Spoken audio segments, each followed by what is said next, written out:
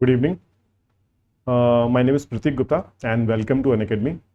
सो आज का जो हमारा सेशन होने वाला है वो किसी पर्टिकुलर टॉपिक को लेके नहीं है, वो किसी पर्टिकुलर इशू को लेके नहीं है। आज जो हमारा टॉपिक होने वाला है वो बहुत ही सिंपल है और वो उन कैंडिडेट्स के लिए है जो अभी 2022 के मेंस के लिए अपीयर होने वाले हैं in just few days. You know this thing, the mains are going to start from the next week only. So it's just that before starting the mains examination, as you know, economics is one of the subject from where the questions have been coming in paper 2 and paper 3.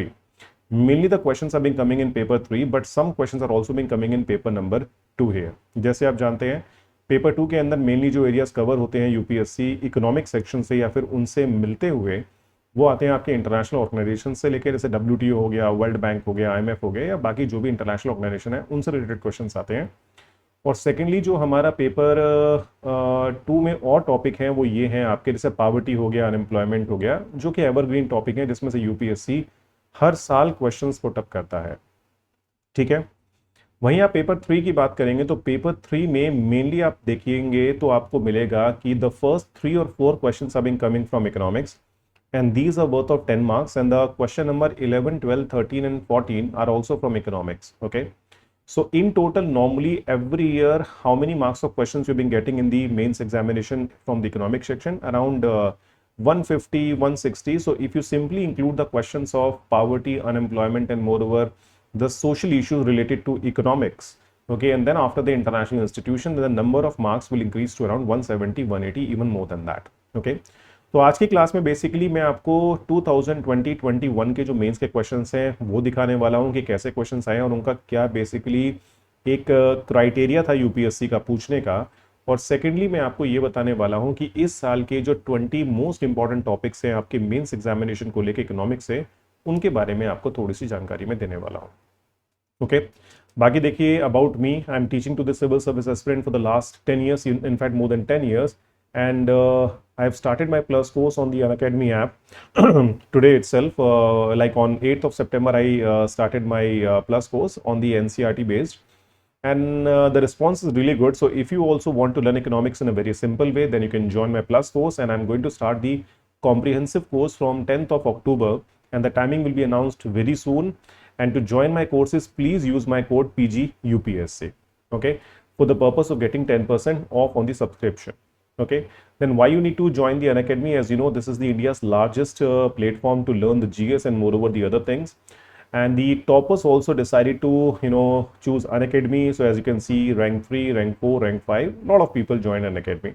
Okay, then after that you can simply choose the courses as per your liking. You can also choose the mentor as per your liking, so totally up to you. Then after that you can simply follow us on the Telegram channel. You can also follow on the community link of link of Unacademy app. Then as you know that currently 20% off on UPSC civil service examination subscription is going on. So if you want to buy the iconic courses for 24 months, you just need to pay 95,685 and you're going to save around 23,921. That is almost 24,000 you're going to save. And if you want to join the plus courses, you just need to pay 62,282 and you're going to save around 15,570 rupees. Okay, then after that you have the listed benefits of iconic subscription benefits. So one-to-one membership, daily mains answer writing, access to daily content, MCQs and the other, then the chatbot doubt solving, then the study booster, physical notes, live doubt solving, and so many other benefits you're going to get as a part of your iconic membership. Then if you're facing any kind of problem with your finance and the other, then you can simply choose our 0% EMI plan and you can simply call on the given number. Okay, now batches have started today in bilingual, in English and Hindi. So as per your requirement, you can simply choose and you can simply join.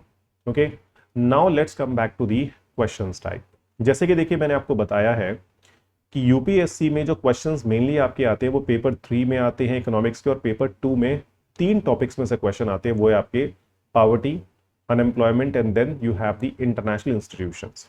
Okay, जैसे यहाँ पे जो आपको questions आपकी screen पे दिख रहे हैं वो हैं आपके पेपर 3 के। So these are the questions of 2021 mains. Okay, कभी कभी देखिए देखने में ये आता है कि यूपीएससी इकोनॉमिक्स में के जो क्वेश्चन, यूपीएससी में जो इकोनॉमिक्स के क्वेश्चन आते हैं, these are very See, I'll say there are two types of, or there are two nature of questions which are being asked by UPSC in your mains examination. One is kind of, you can say, conventional in nature. That means from any topic that has been given in your UPSC main syllabus, they're asking question from anywhere, and these are very general in nature. That means there is no relation with the current affairs at all when the question is being asked. That means if you want to attempt any question which is being asked by UPSC from the economic section, then certainly you need to cover each and every topic. That means you need to have a basic knowledge about each and every topic to some extent. Obviously in a general way, not in a specialized way, because you know this thing that our paper is mainly the general studies, not a specialized study you are supposed to do. Like for example, if you see this question number 1 in 2021 mains, explain the difference between computing methodology of India's gross domestic product before the year 2015 and after the year 2015. So imagine they asked this question in 2021 mains, and the question is related to almost 7 years back. Okay, so almost you can say 6 or 7 years back, current affair question they asked in 2021. So it is not supposed to be called as a current affair question, it's supposed to be called as a conventional question. So about which you need to have some sort of knowledge about it. और आप जानते हैं इस question के अंदर they mainly change the base year, they change the methodology and so many other things they basically provided. And this question was asked. तो देखिए इस question का दूर दूर तक current affair से कोई भी relation नहीं है. If you see the second question again, it's again a very general and conventional question. So if you see distinguish between the capital budget and revenue budget, explain the components of both these budgets. Okay, so again, conventional questions. How did land reforms in some parts of the country help to improve the socio-economic conditions of marginal small farmers? As you know, there is no discussion of land reforms going in our economy for the last 1, 2, 3, or you can say so many years. In fact, land reform as one of the subject in case of our country, which is supposed to be done by the state government, has been put in a backpack and simply sealed somewhere. Nobody is talking about it. But the point is, question was asked, so you can say it's just a conventional question. So what I have seen, as per my analysis in case of UPSC mains examination, normally you will find the conventional questions mainly in the 10 marks area. Okay. And whatever question the UPSC has been asking from the current and moreover more of the current issues which have been going on in the country, these are being asked by UPSC in 15 marks. Like see, when you see the 15 marks question asked last year, then you will find the question number 11. Do you agree that the Indian economy has recently experienced V-shaped recovery? Give reasons in support of your answer. Why this question was asked? Because this is something which was given in the economic survey. Okay, in economic survey, basically it was given. As you know, GDP growth rate turns to negative and then basically it becomes positive last year. So that's why this question was asked. So it is a current affair based question. Investment in infrastructure is essential for more rapid and inclusive growth. Discuss in the light of India's experience. So as you know that currently government of India started certain things like PM Gati Shakti, National Infrastructure Pipeline, and so many other initiatives have been taken for the purpose of infrastructure development. That's why you can say this question was asked by UPSC in the mains examination, as it is also the current based, I would say. Now, when you see the next question, what are the salient features of the National Food Security Act? How has the food security bill helped in eliminating hunger and malnutrition in India? So this is not something which is current affair. This is something which you can say is a conventional question. Because this thing, there was no such news about it, but yes, if you want to connect it with the current affairs, then certainly yes, in the COVID-19, as you know, in the 2020-21, almost 80 crore people were provided food for free under the National Food Security Act, because this thing, people lost their jobs and the other. So in a way, when it comes to providing answer to this particular question, you can simply connect this with the COVID-19 scenario. Getting? So if you see in 2021, the questions were kind of mixed. Majority of the question asked by UPSC was a conventional in nature. That means you need to cover each and everything. And the second is there are certain questions which are being more of, kind of current oriented. Now, when you see 2020 mains question, again, if you find whatever question that they've asked in the 10 marks, these are again conventional in nature more. Like for example, if you see the very first question, explain intragenerational and intergenerational issues of equity from perspective of inclusive growth and sustainable development. Maybe there is a possibility some sort of article might appear in the newspaper, but the point is it is not a current affair, it is a conventional question. Secondly, if you talk about defend potential GDP and explain its determinants, what are the factors that have been inhibiting India from realizing its potential GDP? Yes, you can say this question is being kind of connected to the, current affairs. But as you know, this part of the question is more of conventional and this part of the question is more of current based, because you know this thing, despite having a lot of resources in case of our country, still you can say we are not being able to achieve our potential. That's why, this thing. But I'm telling you, nobody can even imagine this kind of question can be framed by UPSC and can be asked by UPSC. Like if you see the very first question here, nobody can ever think about it.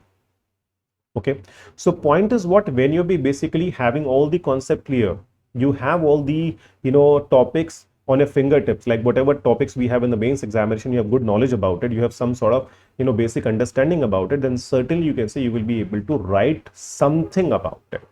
Now see the third question, what are the main constraints in transport and marketing of agricultural produce in India? अब agriculture देखिए एक ऐसा topic है हमारे India के अंदर जो हमेशा न्यूज में रहता है, उसकी प्रॉब्लम आज भी है, उसकी प्रॉब्लम 10 साल पहले भी थी, उसकी प्रॉब्लम 20 साल पहले भी थी, उसकी प्रॉब्लम मान के चलिए इंडिपेंडेंस से आज तक लेके खत्म ही नहीं हुई है.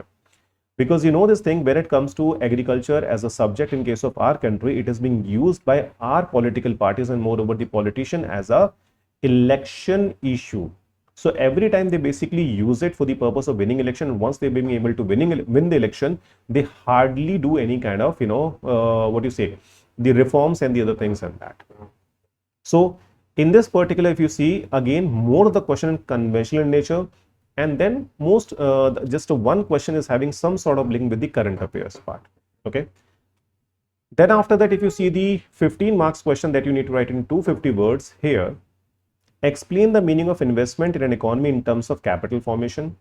Discuss the factors to be considered while designing a concession agreement between a public entity and private entity. This question you can say is a mix of topic of fiscal policy plus the topic of infrastructure, where basically we discuss about the public-private partnership. Okay, because they have been talking about the concessional agreement that is supposed to be kind of designed between the public entity and a private entity. Getting what I'm trying to say? So again, you can say it's a kind of a current affair based question. And this is again the totally current affair based question. As you can see, explain the rationale behind the GST Compensation to States Act 2017. How has COVID-19 impacted the GST compensation fund and created new federal tension? Now, this question was asked by UPSC in your mains examination. You know this thing, that year when the COVID-19 pandemic was going on at its peak. That time the state government was facing a lot of problem in terms of revenue, and the central government simply asked them, the central government simply asked them to simply wait for the GST compensation that they promised. Because you know this thing, as a part of this particular law, if there is no 14% growth every year in the revenue, then the central government is supposed to compensate the state government for the next 5 years.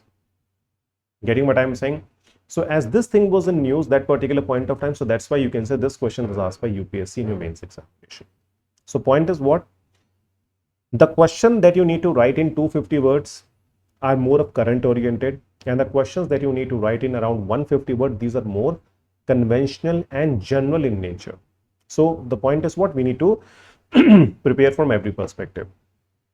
Now I'm going to tell you what are the 20 probable areas, or you can say the topics, because I'm telling you these are just the kind of a gut feeling that maybe these are the areas from which the questions might come in your mains examination.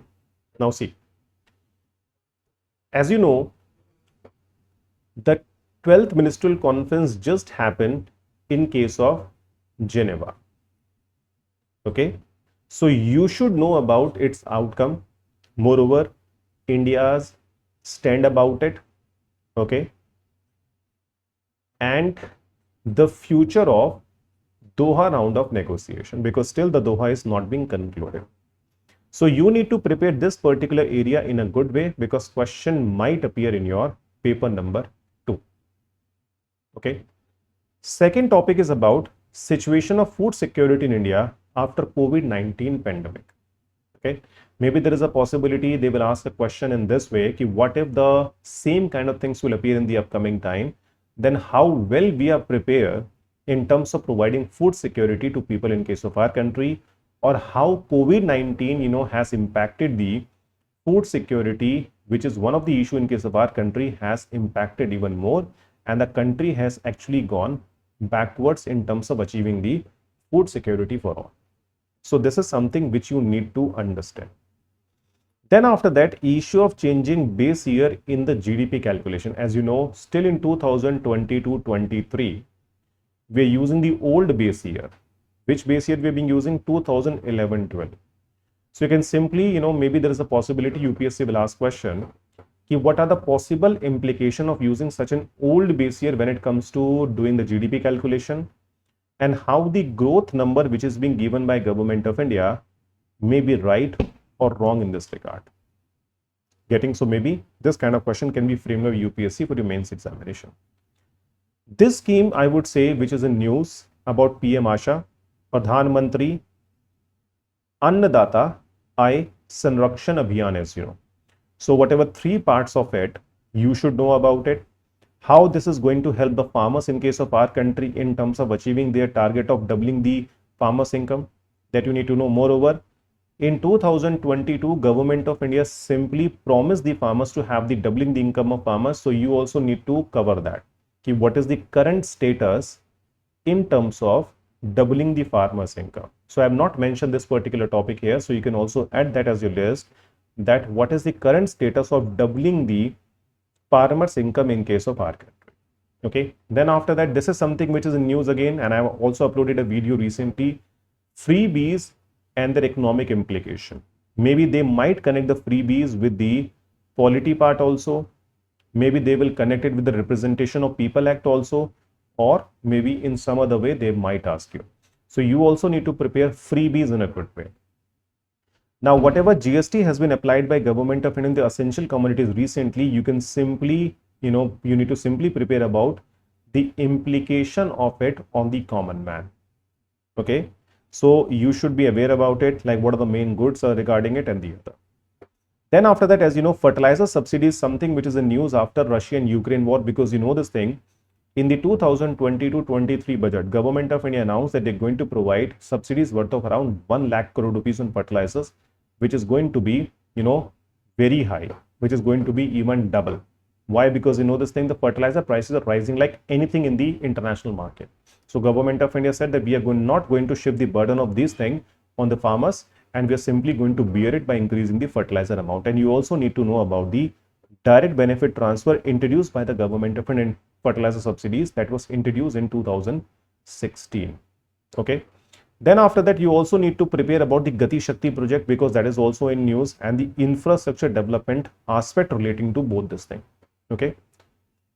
Then the next part is issue of nutritional security in case of India. So with food security, I would say you people also need to prepare about the nutritional security, because you know this thing, though we are very near, I won't say near, or maybe you can say in 2 years, 3 years, 4 years down the line, or maybe around 10 years down the line, when we will achieve the food security, what is the possibility of achieving nutritional security in case of our country, that you need to know. Then after that, the progress of Make in India campaign, I would say very, very important topic in this year mains examination. Why? Because in the economic survey, they have highlighted this thing a lot this time. And moreover, they've also provided that the share of industry in case of our country is not increasing a lot. So maybe there is a possibility they will ask a question in this particular way, कि Make in India is not able to increase the share of industry in the overall GDP contribution. So in this way, it can be treated as a unsuccessful or a gross failure on the part of Government of India's initiative to increase the share of industry in the overall GDP of the country. So you should prepare about it. Then this is something which I believe is again very important, tax on cryptocurrency and its implications. So something which is not being legal in case of our country, how the government can apply tax on that. What are the way the government is going to apply the tax on cryptocurrency? You should be aware about it. Then cooperatives is again in news in our country, as you know. So you should prepare about it, the constitutional structure of it, the importance of it. You also need to know the success stories regarding it. So you should be aware about the cooperatives. Okay. The Multi Cooperative Societies Act, the State Cooperative Societies Act. So you should have the basic knowledge about it. Inflation and its impact on Indian economy. As you know, inflation is something which is in debate all the time, because inflation is in kind of in double digit in case of WPI, and in case of CPI again, as you know, that's something which is very, very high. It is out of comfortable range of 2 to 6%. So kind of possible implication, how it is going to impact the common man, how it is basically creating more poverty in the country, how it is creating more of unemployment in the country. You should know how it is impacting the informal sector of our country. You should know about it. Okay. Then privatization and of PSU and the banks. You know this thing, PSUs are in a very bad situation. Whatever situation of the PSU we were having in our country around 7-8 years back, and whatever situation we have in case of our country currently of PSUs like ONGC and the other, that is not very favorable, I would say. So in this way, you also need to prepare about this particular aspect. Then GDP growth and base effect, as you know, you need to know, because you know this thing, whatever 13.5% of growth we are having is not very good if you simply take into account the base effect. So you should know what is the meaning of base effect and the GDP growth, whatever thing we have. Then when you talk about the foreign direct investment, then I would say education sector is something which is very important, because you know this thing, as soon as the COVID-19 pandemic is over, lot of Indian students are going abroad for the purpose of studies. So in a way, what are the possible ways by bringing more and more? So despite that, you can say we are having 100% FDI in the education sector. Why not we are being able to attract lot of foreign universities and the other, in case of our country, to invest here, to make universities and the other? Why we're not able to attract lot of investment? That you should know from examination perspective. Getting? After this, if we talk about, the important topic will be FDI in e-commerce. You know this thing, always there is a war going on between the Amazon and Flipkart. Our FDI policy, its impact on the Indian economy, employment, how it is impacting the retail market in case of our country, you should know. You should know about the market-based model. You should know about the inventory-based model. You should know about the B2B. You should know about B2C. These things you need to prepare. Okay. Then again, a very important topic, depreciation of Indian rupee and its impact on Indian trade. As you know, currently, Indian rupee has touched for the first time 80 rupees. Even that was about to touch 81, but somehow Reserve Bank of India was able to manage it. So you should know what is the meaning of depreciation of rupee, how the central bank of the country is being able to manage the depreciation to some time. Then after that, you should also know the kind of intervention done by the RBI to simply control the fall of rupee in the market, how it is impacting the import, how it is impacting the export, how it is beneficial for the countries, you know, exporter and the other. You should know about it. Okay. Then is the world heading for a global recession? As you know, this thing is in news all the time. So you might be asked a question where you need to compare the situation that we were having in 1929 and whatever situation we have after the pandemic at a global level. So you should know about whether we are heading for the global recession or not. So in a way, question is expected. So you should know about the recession. You should know about the problems at a global level. You should know how the things might turn into recession if the slowdown will keep on going on for some amount of time. And then after that, you know, the last 20th topic will be indicators which shows India is in a better situation economically in comparison to other country. So as you know, all the time, a lot of policy makers, even our finance minister, is keep on saying this thing all the time, that though at a global level we are having issue, but Indian economy is comparatively better placed. So you should basically prepare these things in a very good way. So as I told you, around 20 topics, and 21st topic that I told you is about the doubling the farmers' income that you need to prepare. Okay. So these are the probable areas, I would say, you know, can be asked by UPSC or mains examination. So obviously there is no guarantee about it, because you know this thing, UPSC can ask question from anywhere. These are just the probables. Getting what I'm saying? So point is what? If you prepare all these things, and even if you're having some sort of basic knowledge about it, then what you can do in this scenario, that you can simply go and write something about it. But I'm telling you, if you don't have any knowledge about any question, you know, which is being asked by the UPSC, then do not write it, because you might face a consequence of negative marking here. Because you know this thing, UPSC is doing the negative marking if you're being writing unnecessary thing, if you're writing the absurd thing there. Getting what I'm saying? So these are the probable areas, you know, I would say is being there for this year mains examination. So you should prepare very hard. So my advice is what? Prepare all the conventional areas, all the topics given in the UPSC main syllabus and prepare these topics in the last 1 week in a very good way. If you have read it, no problem. If you have not completed it, just give a one quick reading to it. And moreover, you can also search about these things online and you will get a lot of information about it. Getting what I'm saying?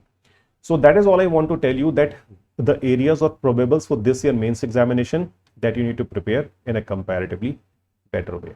Now, before concluding the lectures of today, then as you know, the currently gamified live scholarship test is going on. As you know that on 11th of September at 11 a.m. you can go for it. So as you know, for the first 500 rank holders will get around 50%, 30% and 25% off, and you can use my code UP, PG UPSC. Then as you know, 23 mains test series has been started and from 11th of September. So you can simply enroll here. You will be able to get 30 plus tests, customized feedback and evaluation, high quality model answer, the live analysis session and best practice for improving your performance.